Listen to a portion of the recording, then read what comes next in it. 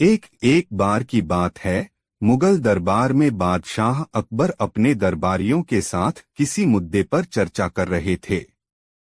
उसी समय वहां एक किसान अपनी फरियाद लेकर आया और बोला, महाराज न्याय करो, मुझे इंसाफ चाहिए। यह सुनकर बादशाह अकबर बायले कि क्या हुआ। किसान बोला, महाराज मैं एक गरीब किसान हूँ। कुछ समय पहले मेरी पत्नी का निधन हो गया और अब मैं अकेला रहता हूँ। मेरा मन किसी भी काम में नहीं लगता है। इसलिए एक दिन मैं काजी साहब के पास गया। उन्होंने मन की शांति के लिए मुझे यहाँ से काफी दूर स्थित एक दरगाह में जाने के लिए कहा। उनकी बात से प्रभावित होकर मैं दरगाह जाने के लिए तैयार हो गया, लेकिन साथ ही मुझे इतने वर्षों तक मेहनत करके कमाए सोने के सिक्कों के चोरी होने की चिंता सताने लगी। जब मैंने यह बात काजी साहब को बताई तो उन्होंने कहा कि वह सोने के सिक्कों की सुरक्षा करेंगे और उसके वापस आने पर लौटा देंगे। इस पर मैंने सभी सिक्के एक थैली में डालकर उन्हें दे दिए। एहतियात के तौर पर काजी साहब ने मुझे थैली पर मुहर लगाने को कहा। बादशाह अकबर बायले, अच्छा तो फिर क्या हुआ? किसान ने कहा, महाराज मैंने मुहर लगाकर थैली उन्हें दे दी और दरगाह के दर्शन करने यात्रा पर चला गया। फिर जब कुछ दिनों बाद वापस आया तो काजी साहब ने थैली वापस दे दी। मैं थैली लेकर घर लौटा और उसे खोला तो उसमें सोने के सिक्कों की जगह पत्थर थे। मैंने इस बारे में काजी साहब से पूछा तो उन्होंने गुस्से में कहा कि तुम मुझ पर चोरी का इल्जाम लगाते हो। इतना कहकर उन्होंने अपने नौकरों को बुलाया और मुझे मार मार कर वहां से भगा दिया। किसान ने रोते हुए कहा, महाराज मेरे पास जमा पूंजी के नाम पर बस वही सोने के सिक्के थे। मेरे साथ न्याय करें महाराज। किसान की बात सुनकर बादशाह अकबर ने बीरबल को मामला सुलझाने के लिए कहा। बीरबल ने किसान के हाथों से थैली लेकर उसे अंदर से देखा और महाराज से थोड़ा सा समय मांगा। शहंशाह अकबर ने बीरबल को 2 दिन का समय दिया। घर जाकर बीरबल ने एक फटा हुआ कुर्ता अपने नौकर को दिया और कहा, इसे अच्छे से रफू करवा कर लाओ। नौकर कुर्ता लेकर चला गया और कुछ देर बाद उसे रफू करवा कर वापस आ गया। बीरबल कुर्ते देखकर खुश हो गए। कुर्ता इस प्रकार से रफू किया गया था कि मानो फटा ही न हो। यह देखकर बीरबल ने नौकर से उस दर्जी को बुलाकर लाने को कहा। नौकर कुछ ही देर में दर्जी को लेकर आ गया।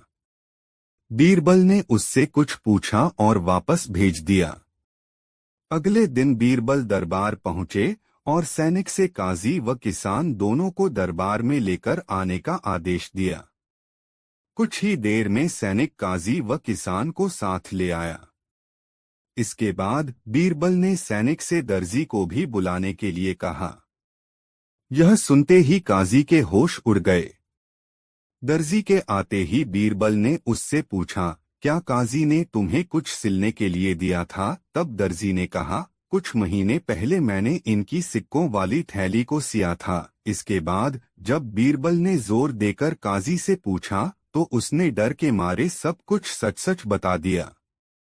काजी ने कहा, महाराज मैं एक साथ इतने सारे सोने के सिक्के देखकर लालची हो गया था, मुझे माफ कर दो।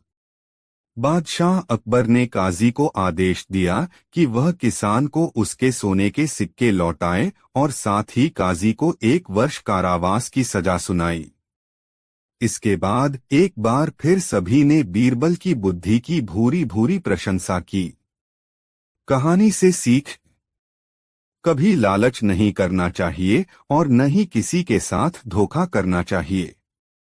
गलत काम के बदले एक न एक दिन सजा जरूर भुगतनी पड़ती है। दोग वर्धमान नामक शहर में एक कुशल व्यापारी रहा करता था। जब उस राज्य के राजा को उसकी कुशलता के बारे में पता चला तो राजा ने उसे अपने राज्य का प्रशासक बना दिया। व्यापारी की कुशलता से आम व्यक्ति से लेकर राजा तक सभी बहुत प्रभावित थे। कुछ समय बाद व्यापारी की लड़की की शादी तय हुई। इस खुशी में व्यापारी ने बहुत बड़े भोज का आयोजन किया। इस भोज समारोह में उसने राजा से लेकर राज्य के सभी लोगों को आमंत्रित किया। इस समारोह में राजघराने में काम करने वाला एक सेवक भी आया, जो गलती से राज परिवार के सदस्यों के लिए रखी कुर्सी पर बैठ गया। उस सेवक को कुर्सी पर बैठा देख व्यापारी को बहुत गुस्सा आता है। गुस्से में व्यापारी उस सेवक का उपहास कर समारोह से भगा देता है। इससे सेवक को शर्मिंदगी महसूस होती है और वह व्यापारी को सबक सिखाने की ठान लेता है। कुछ दिन बाद जब वह राजा के कमरे की सफाई कर रहा होता है, तो उस समय राजा कच्ची नींद में होता है।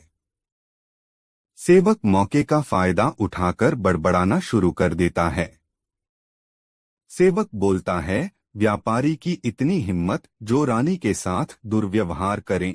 यह सुनकर राजा नींद से उठ जाता है और सेवक को कहता है, क्या तुमने कभी व्यापारी को रानी के साथ दुर्व्यवहार करते हुए देखा है? सेवक तुरंत राजा के पैरों में गिरकर उनसे माफी मांगने लगता है और कहता है, मैं रात में सो नहीं पाया, इसलिए मैं कुछ भी बड़बड़ा रहा हूँ। सेवक की बात सुनकर राजा सेवक को कुछ नहीं बोलता, लेकिन उसके मन में व्यापारी के लिए शक पैदा हो जाता है। इसके बाद राजा ने व्यापारी के राजमहल में प्रवेश पर पाबंदी लगाकर उसके अधिकार को कम कर दिया। अगले दिन व्यापारी किसी काम से राजमहल में आता है तो उन्हें पहरेदार दरवाजे पर ही रोक देते हैं। पहरेदार का यह व्यवहार देखकर व्यापारी को आश्चर्य होता है। वहीं पास में खड़ा राजा का सेवक जोर जोर से हंसने लगता है और पहरेदार से कहता है, तुम्हें पता नहीं तुमने किसे रोका है? यह बहुत ही प्रभावशाली व्यक्ति हैं जो तुम्हें यहां से बाहर निकलवा सकते हैं। इन्होंने मुझे अपने भोज समारोह से निकलवा दिया था। सेवक की उन बातों को सुनकर व्यापारी को सब समझ में आ जाता है और वह उस सेवक से माफी मांगता है। साथ ही वह उस सेवक को अपने घर दावत के लिए आमंत्रित करता है। व्यापारी ने सेवक को बड़े विनम्र भाव से भोज कराया और कहा कि उस दिन जो भी किया वह गलत था। व्यापारी से सम्मान पाकर सेवक खुश होता है और कहता है, आप परेशान न हो, राजा से खोया हुआ सम्मान आपको जल्दी वापस दिलाऊंगा। उसके अगले दिन राजा जब कच्ची नींद में होता है तो सेवक कमरे की सफाई करते हुए फिर से बड़बड़ाने लगता है और कहता है, हे भगवान, हमारे राजा इतने भूखे होते हैं कि गुसलखाने में स्नान करते हुए खीर खाते रहते हैं। इस बात को सुनकर राजा नींद से उठकर सेवक से क्रोध में कहते हैं, मूर्ख सेवक, तुम्हारी इतनी हिम्मत कि तुम मेरे बारे में ऐसी बात करो। राजा के क्रोध को देखकर सेवक पैर में गिरकर माफी मांगता है और कहता है, महाराज, रात को मैं ठीक तरह से सो नहीं पाया, इसलिए कुछ भी बड़बड़ा रहा हूँ। फिर राजा सोचने लगता है, अगर यह सेवक मेरे बारे में ऐसा बोल सकता है तो उस व्यापारी के बारे में भी झूठ ही बोल रहा होगा। अगले ही दिन राजा ने व्यापारी को महल में बुलाया और उन्हें उनसे छीने हुए सभी अधिकार वापस दे दिए। कहानी से सीख। हमें इस कहानी से यह सीख मिलती है कि किसी को छोटा समझकर उनका मजाक नहीं उड़ाना चाहिए। सभी का सम्मान करना चाहिए। किसी को नीचा दिखाने से एक दिन खुद भी अपमान का सामना करना पड़ता है। एक जंगल में 3 बैल रहा करते थे। तीनों आपस में अच्छे मित्र थे। वो घास चरने के लिए जंगल में एक साथ ही जाया करते थे। उसी जंगल में एक खूंखार शेर भी रहता था। इस शेर की कई दिनों से इन तीनों बैल पर नजर थी। वह इन तीनों को मारकर खा जाना चाहता था। उसने कई बार बैलों पर आक्रमण भी किया, लेकिन बैलों की आपसी मित्रता के कारण वो कभी सफल नहीं हो पाया। जब शेर उन पर हमला करता था तो तीनों बैल त्रिकोण बनाकर अपने नुकीले सींगों से अपनी रक्षा करते थे। तीनों बैल साथ मिलकर कई बार शेर को भगा चुके थे, लेकिन शेर कैसे भी करके उन तीनों को खाना चाहता था। शेर यह समझ गया था कि जब तक ये तीनों साथ रहेंगे, इन्हें मारा नहीं जा सकता है। इसलिए उसने एक दिन इन तीनों को अलग करने के लिए एक चाल चली। शेर ने बैलों को अलग करने के लिए जंगल में एक अफवाह उड़ा दी। अफवाह यह थी कि इन तीनों बैलों में से एक बैल अपने साथियों को धोखा दे रहा है। बस फिर क्या था, बैलों के बीच इस बात को लेकर शक बैठ गया कि आखिर वो कौन है जो हमें धोखा दे रहा है। एक दिन इसी बात को लेकर तीनों बैलों में झगड़ा हो गया। शेर ने जो सोचा था वो हो गया था। अब तीनों बैल अलग अलग रहने लगे थे। उनकी दोस्ती टूट चुकी थी। अब वो अलग अलग होकर जंगल में चरने जाने लगे थे। बस शेर को इसी मौके का इंतजार था। शेर ने एक दिन उन तीनों बैलों में से एक पर हमला बोल दिया। अकेले पड़ जाने की वजह से वह बैल शेर का मुकाबला नहीं कर पाया और शेर ने उसे मार डाला। कुछ दिनों के बाद शेर ने दूसरे बैल पर भी हमला कर दिया और उसे मारकर खा गया। अब सिर्फ एक बैल बचा था। वह समझ गया था कि शेर अब उसको भी मार डालेगा। उसके पास बचने की कोई उम्मीद नहीं थी। वह अकेले शेर का मुकाबला नहीं कर सकता था। एक दिन जब वह जंगल में घास चरने गया था, तो शेर ने उसे भी अपना शिकार बना लिया।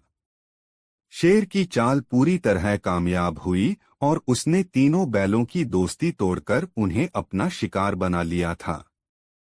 कहानी से सीख, एकता में बड़ी ताकत होती है। हमें हमेशा आपस में मिलकर रहना चाहिए और दूसरों की बातों में नहीं आना चाहिए।